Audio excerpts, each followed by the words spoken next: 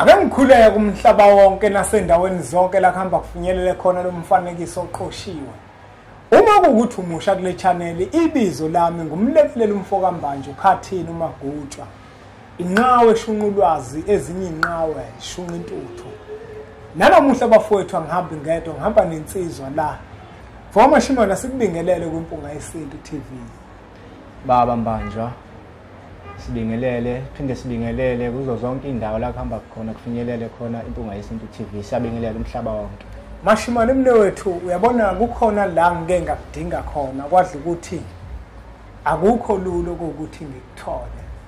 Ngoba kwesinye isikhathi uma ngifisa ukukhuluma ngento ethile ngike ngithanda ukuthi ubufakazi ngibe nabo. Lento sake sayithinta Mashimane. Kodwa ngesizathu sokuthi khona umbukeli la omusho obukele. Ngiyafisa ukuthi siphinde siyibuyekeze. Ba. La Mashimane kunomuntu ongenalo ulwazi lokuthi ngempela lento ikhona yokuthi kuyenzeka umuntu azalwe yedwa. Kanti uzalwa yedwa nje kunomfowabo nodade wabo abangazange bazalwe. Omunye bazalwe babe amawele. Bazibone bebabili kanti bathathu. Azalwe umuntu eyedwa kanti babili. Kunomuntu owazalwa eyedwa kanti uyiwele. Abazali bakhe abanalo lolu lwazi. Lo muntu lona inkinga zingenhla kuye. Uyazama ukuhlanganisa akuhlangana, omunye ufuna ukugana akuganweke, ufuna ukugana omunye akuvumi. Ngifuna Mashimane ungitshele ukuthi ungathini kumuntu ongazi ukuthi into efana nalena ikhona. Lo ngikubuza ngoba njengoba ngihleli nawe, ngihleli nomuntu oyiyona lento engikhuluma ngayo. Into mayizokhulunywa umuntu oyiyona, abantu kulula ukuthi bayithathe bayikhole ngoba ubufakazi basuke bekubona phambi kwabo. Uma mhlawumbe ungakhuluma nomuntu oyiphikayo lento ukuthi ayikho le nto ukuthi khona umuntu ozalwa yedwa kanti uyiwele. Ngabe lento into ekhona? Baba Mbanjwa sibonga umbuzo. Baba into ehluphile kakhulu le. Iningi kakhulu kubantu. Njengoba usho ukuthi uma uyibuza kuthina uyibuza kumuntu ngqo. Oyiyona lento. Nami uma ongizalayo wazohamba emhlabeni. Akukho wayengitshele khona ukuthi mhlawumbe ngabe khona umfowethu nokumbe udade enganginaye ukuthi ngaba yiwena. Kodwa kuhambe kwahamba lensizwe lokuyiveza kumina. Ngendlela ehlukahlukene. Kuyaye kubeke inhlahla yomuntu. Khona ogugile namhlanje, khona kwafika ikhehla. Ngiyakhumbula ngangisekhona ngapha eMbumbulu. Umuntu ono 60 something ngeminyaka. Kwathiwa lo muntu uyilento oyiyona. Kodwa akazi sathi masimtshela wadideka ukuthi kufaneleke abantu umuntu adideke into enjalo ngoba usuke uyibone wena ukuthi uwena uzelwe njengabantu bonke. Ziningi izinto ezenzeka emfihlakalweni uthole ukuthi azizazi senyangeni. Into eyenzeka kakhulu le bantwana benkosi iningi futhi kakhulu kubantu lento ukuthi umuntu azalwe kanti wafanele bebabili. Kodwa lo munye futhi ijwayele kakhulu kulabo bembethe. Njoba siyichaza nje nami ngiyona lento mnewethu. Sake sayithinta baba. Naku khona lebe ngisathi ngifuna ukuya khona Mashimane.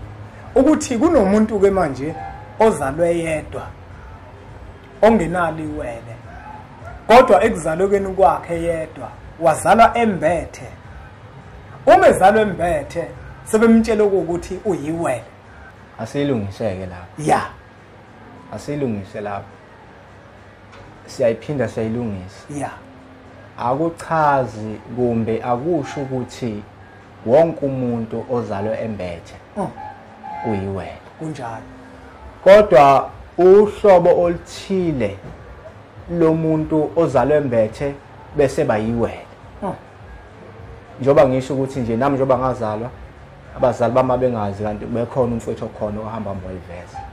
lolu hlobo lokwembatha umuntu abe yiwele uhlobo oluthile kukhona ukwembatha ke nje yeah okwahlukahlukene nakhona igaba ethile kunjalo yeah kodwa esiphinde sigcizelele hayi lento eshiwa abantu ukuthi mawukwazala umbethe nje sekuwukuthi uyiwele cha olunye uhlobo lokwembatha okusho ukuthi Mashimane kunomuntu la ozalwe embethe base bemtshela ukuthi yiwele lelo lembethe abantu abaningi bavele bathi uma umuntu azalwa embethe lo muntu kwakufuneka abe yiwele ilesi isho ukuthi bayaphambanisa ngoba uma ake siye nje mase kuthiwa umuntu umthintela kahle lonto uma ukuthi uyiwele ngempela kubalekile ukuthi lifike lihambe libe nezinkomba libonakalise nakuyena kunjalo awukwazi ukuthi uzoba yiwele kodwa manje kugcineni uthole ukuthi kufanele lingayivezi kuwena cha njengoba sihle ukuthi sichaza sivula abantu amehlo ukuthi akuwona wonke umuntu ombethe ozoba yiwele kodwa uhlobo oluthile ukuthi namnethe abanye abantu bake badukiswe abantu abadala yabona uma bewadukiswa yikhehla mhlambe lithembekile uyabona lento iyahlupha lento yokuthi uyabona lento ukuthi umuntu makwaziyo ukuthi uyasiza futhi uyaziwa kuyinkinga ukudukisa umuntu onjalo ngoba uzosuka ungaboni ngoba lo muntu siyamthemba yabona uma wadukiswa yikhehla lento ifana nomzali nje ekhaya umzali uma ekuzala usuke umthembile kunjalo manje kunzima ukulahlwa umzali yabo umuntu omthembile lo uzokakhuluma inkulumo umzali inkulumo ezikulahlayo kunzima ukubona ukuthi uyalahleka ngoba umthembile wethembele kuye ngoba Mashimane naye into engifisa ukuthi uyithinte nanguke lo muntu bamtshela ukuthi njengoba azalwe embethe lokho kusho ukuthi uyiwele uma eyiwele eselungisa yini pho alungise ngendlela yokwembula ingubo angalungisi ngendlela yokulungisa lokho ukuthi ngoba lo muntu akaphilanga asimethi igama phela manje ungasikhelani phezulu ukuthi wena njengoba wena wazalwa wedwa kodwa uyiwele futhi wembethe ukuthi lento uma uyilungisa wayilungisa ngendlela eyodwa yini noma wayilungisa ngendlela ezehlukile siyabonga mfowethu siyabonga mlekeleli manje lo mbuzo omkhulu kakhulu ngoba baningi abantu mnethu baningi ngempela futhi yeah othola ukuthi athi umuntu usehamba uhambo lokulungisa lento yengubo uthola ukuthi ayenzeki ngeke ukuthi umuntu enobuwele nokwembatha bese kulungiswa ukwembatha bese ingalungiswa le yobuwele khona phezulu kwakhe akufanele futhi ngeke kuze ukuthi abantu ukuthi ke vele izinto eziziphilo ezigcina ziyibhizinisi ukuthi mangeke ngeza ulwazi laba bekhuluma ngalento nami kangikhulume ngayo lento lena ngibe umuntu oyaziyo kodwa ngingayazi kunjalo yabona lona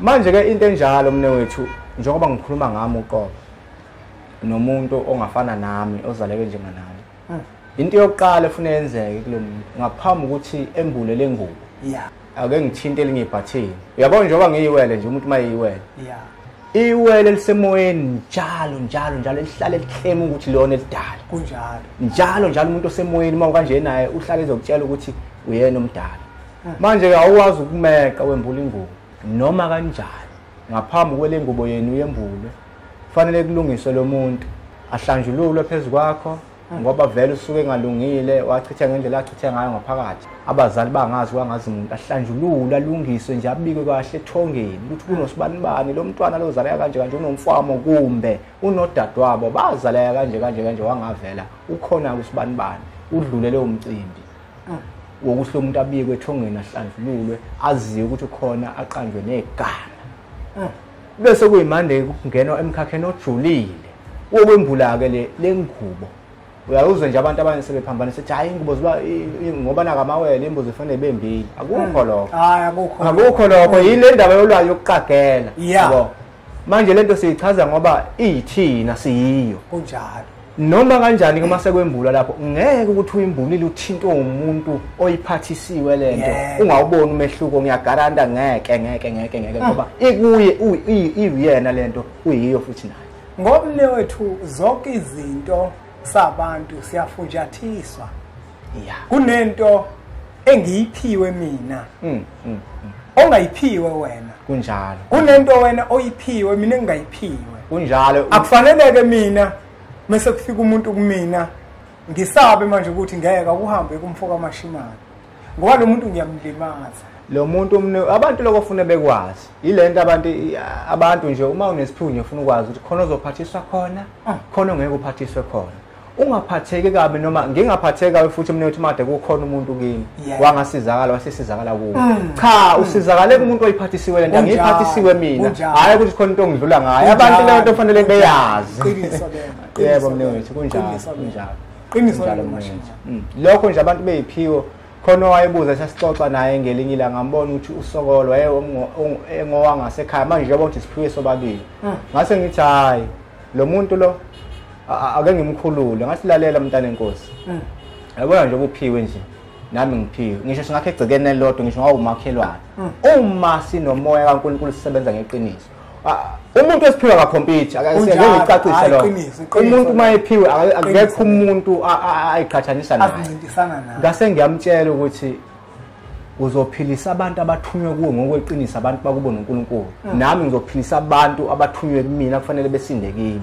ahikho competition esiphiwe ikhona kwezinye izinto ezikhona ezenzekayo nje eziningi kodwa nje mawuphiwe awucompete namuntu kunjalo wenza lento oyitshelwayo noyilawulwa ngayo ukuthi yenza kanje wenze kanje wenze kanje wenze kanje aweqi la awuye endaweni ethile ulapha kumehluko womuntu ophiwe nomuntu oyeke njengoba sichaza nje ukuthi isiphiwe isona siza kuwo awuyi kusona Mashimane asiyiphethe mnewethu lembeke mbuke lempunga yesintu uma kuukuthi nawe wake wezwe ukuthi uyiwele futhi wembethe okanye wazalwa wembethe useyichazile umnewethu uMashimane ungamthinta kuzona inombolo lezi ozibona ziloko ezivela escreenini sakho ukwazi ukuthi mhlawumbe usondele kuyena noma akweluleke ngekufanele ukuthi ukwenze ungihlaba umxheleke mina uma ethi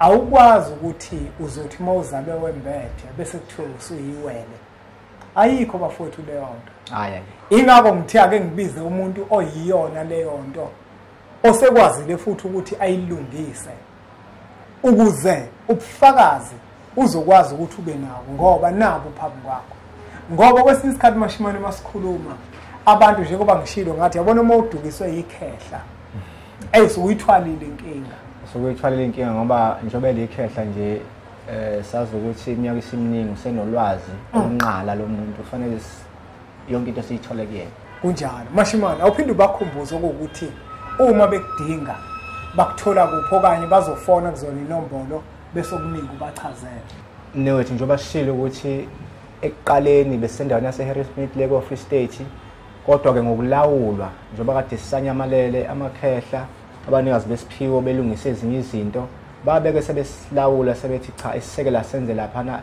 endaweni yaseMbumbulu esigodlweni ekukhanyeni iMbumbulu ke ingaphansi kwakhona la eThekwini siseMbumbulu noma ngabe ufuna inkombandlela ku WhatsApp siyakwazi ukuthi sikuvezele noma ufonele zona inamba lezi evelayo siyabonga kakhulu asibonga kakhulu wena kwembukelo empunga yesintu ukuthi ubukele umfanekiso oqoshwe ngiyacela ukuthi uthathe udlulisele kwabanye abantu ngoba nakubona uzoba usizo olukhulu bese siqhubeke njalo subscribe ku channel yethu enkulu Impunga Yesintu TV bese sithi nje impunga